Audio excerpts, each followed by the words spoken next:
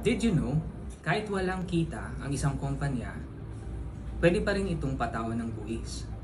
Ang tawag dyan ay MCIT o Minimum Corporate Income Tax. Para ito sa mga domestic at resident foreign corporations na sakop ng regular corporate income tax. Kapag naka 4 years ka na sa BIR at 0 o negative ang income mo, papasok na ang MCIT.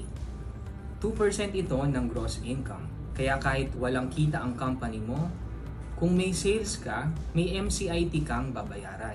Pero don't worry, kung mas mataas ang MCIT mo kaysa regular tax, pwede mo itong i-carry forward sa susunod na 3 years bilang tax credit. Ang tax credit ay ang bawas directly sa babayaran ng buwis. May mga exempt din na institusyon sa minimum corporate income tax tulad ng schools, non-profit hospitals, PEZA firms, offshore banks, at REITs. Basta hindi sakop ng normal corporate tax. Pwede ring isuspend ang MCIT kung may legit na business losses tulad ng sunog, gyera at labor strike.